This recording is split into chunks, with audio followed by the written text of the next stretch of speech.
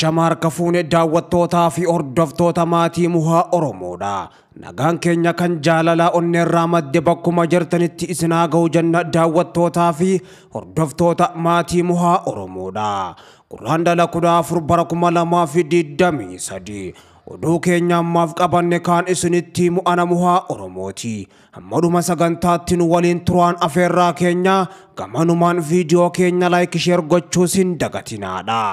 Kongireesiin Oromoo idil-addunyaadhaa Sinoodosii haaraaf deeggarsa qabu ibse. Kongireesiin Oromoo idil-addunyaadhaa hacuuccaan dhabame walqixxummaan mirkanaa'u qaba jedhee kan amanu ta'uu ibsuudhaan kanaaf tarkaanfii abbootiin amantaa Oromoo mana amantaa Ortodoksii Tewaahidoodhaa ummata isaanii hacuuccaa jala jiran dandamachiisuudhaaf akka gaariitti dhaqqabuudhaaf fudhatan kan deeggaru ta'uu ibse.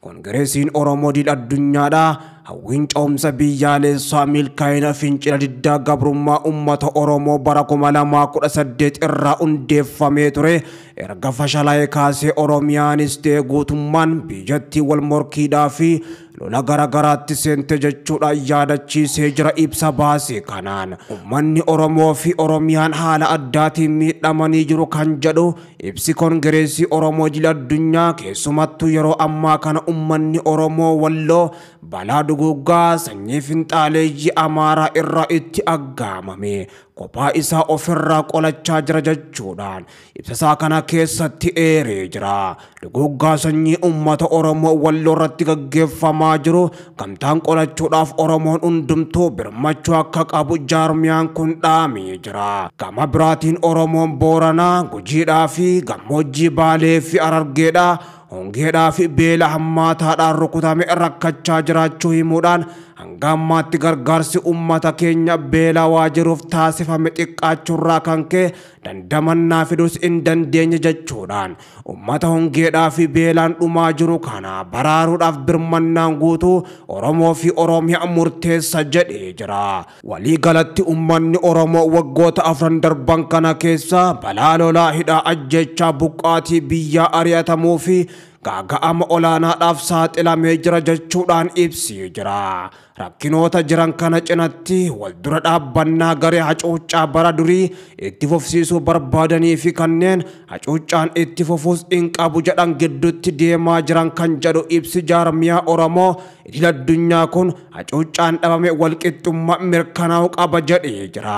Abbootiin amantaa hacuuccaa jalaa ummata baasuudhaaf tarkaanfii fudhatan kan deeggaru ta'uu ibsuudhaan jaarmiyaan kun tarkaanfii murtii Sinoodosii haaraa hundeessuu isaanii fudhatan seenaa hacuuccaa ummata Oromoo keessaa kan madde haqa qabeessaa fi walqixxummaa kan akeekkateedha jedhe.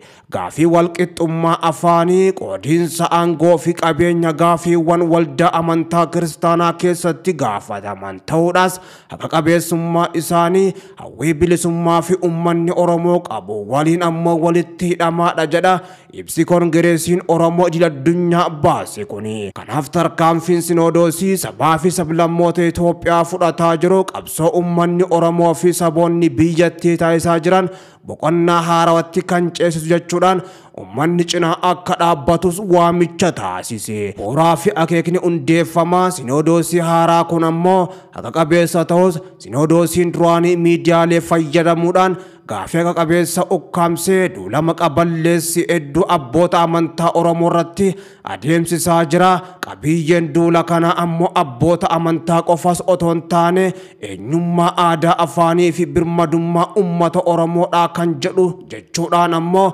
duulicha kan balaaleeffatu ta'us ibsee jira. Adeemsi bulchiinsa Beetiskaan Ortodoksii olaantummaa afaanii fi aadaa saba tokkoon dursamaa as ga'e sirna kiyyoo gabrummaati kan jedhe ammoo jaarmichi hundeeffamni Sinoodosii haaraa kun ammoo yaada bu'uura impaayera Itoophiyaatis cabsee jira jedha. Hundeeffamuu Sinoodosii haaraa kana ummanni gama hundaan deeggaruu qaba kan jedhe Kongireesiin Oromoo idil-addunyaa warri maqaa tokkummaa amantaa Ortodoksii eegsisuu olaantummaa afaan aadaa fi eenyummaa saba tokkoof qabsaan abboota amantaa Oromoo irratti duula adeemsisan akka dhaabanis akeekkachiisee jira.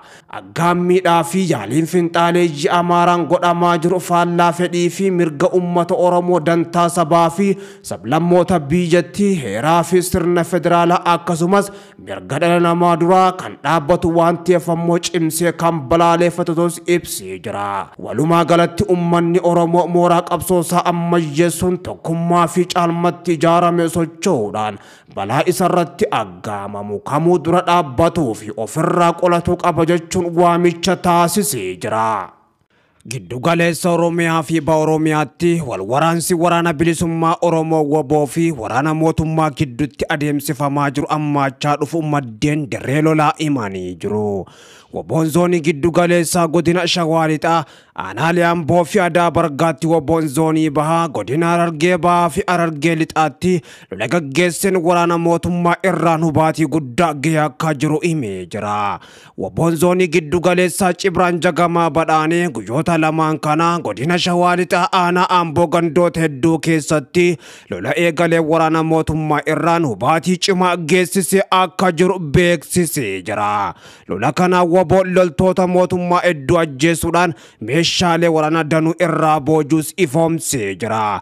Odeessa birootiin waraanni bilisummaa Oromoo WBO'n yeroo ammaan tana lola gurguddaa kallattii sadiin Shaggar Lixaa keessatti eegaleen tarkaanfiilee jajjaboo fudhataa jiraachuu odeeffannoowwan bahaa jiran ni mul'isu. WBO'n haleellaawwan jajjaboo aanaa Adaa Bargaa naannoo magaalaa Oliinkoomii fi akkasuma immoo Karkarreessaa fi Odaa Gandaatti loltoota mootummaa irratti fudhateen hubaatii guddoo geessisu beeksisee jira. Meeshaalee waraana gurguddaa danuus humnoota mootummaa Abiyyi Ahmad irraa waraanni bilisummaa Oromoo WBO'n lola kanaan gonfatee jiraachuus ibsee jira. WBO'n zoonii bahaa godina Harargee bahaa aanaa Gooroo guutuu araddaalee hedduu keessattis lola waraana mootummaa wajjin adeemsiseen loltoota mootummaa hedduu ajjeesuudhaa fi hedduu madeessu WBO'n beeksisee jira.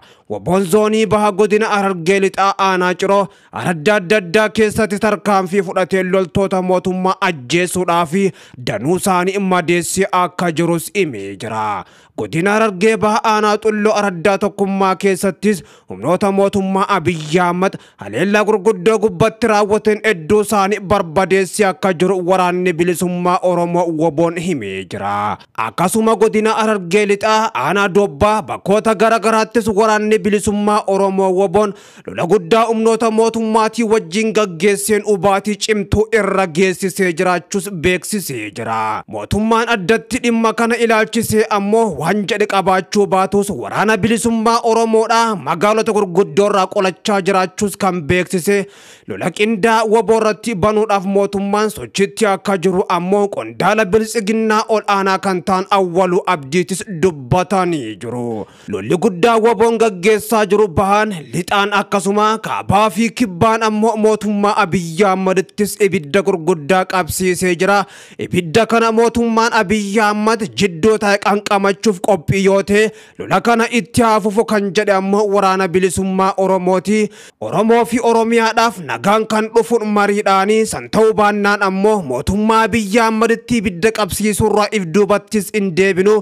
Humnoota isaanii barbadeessine Oromiyaa keessaa baafne uummata Oromootii fi Oromiyaas ammoo haara galfachiisuurraas if duuba hin deebinu jechuudhaan waraanni bilisummaa Oromoo WBO'n mootummaa Abiyyi Ahmad akeekkachiisuurratti argama.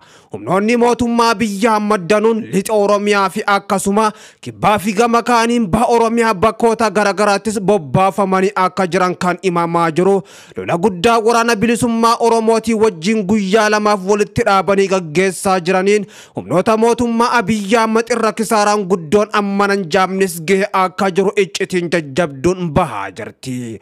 WBO'n bakka maratti humnoota mootummaa Abiyyi Ahmad barbadeessuudhaan addoota lolaa marattuu injifannoo gonfachaa jiraachuunsaa kan himamu. Humnoota mootummaa Abiyyi Ahmadis bakkoota murteessoo irraa buqqisuudhaan bakkoota barbaachisoo qabachaa akka jiruu fi akkasuma hidhannoowwan gurguddoo humnoota mootummaa Abiyyi Ahmad irraas gonfachaa jiraachuu beeksisee jira.